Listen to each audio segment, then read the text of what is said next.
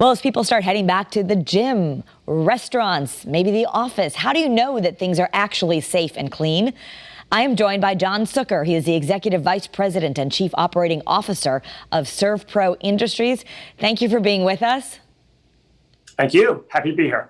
So there are a lot of guidelines. I know it varies by state. Here in Connecticut, we've put them out there. But how do you know, what really needs to be cleaned and how often?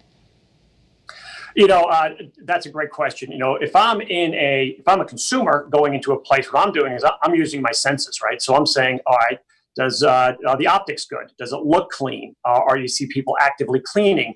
Do you see barriers for social distancing? So as you go into these environments, that's what I would expect from a consumer.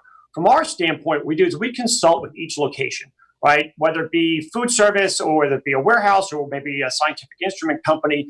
And we do is we look at all the different, the frequency, the high touch areas, what's porous, what's non-porous. So we develop a plan with them to maybe supplement some of what their staff is doing, or if they want to fully rely on us. So that's what we do. Each one of those has to be thought of as a potential hotspot. And then what are those things that you're going to do to clean and disinfect in those areas? So what are some of the clues we should look for to determine if a place is safe and clean? Yeah, great question. Again, the same thing with those optics. Does it smell clean? Does it look clean? Are the people actively cleaning there? The tabletops look good? There are no fingerprints on the doors and the windows.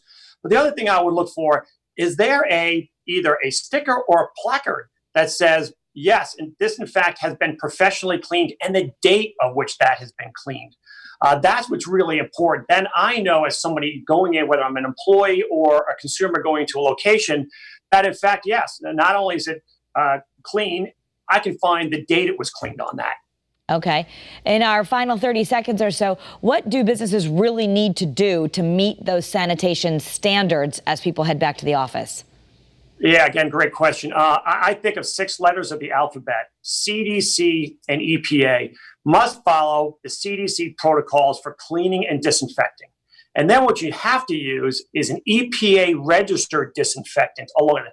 Those two things together must be present for you want to be able to make sure that that area has been cleaned and disinfected properly. Thank you so much for sharing your time with us, and we'll be keeping our eyes open. Thank you. Thank you very much.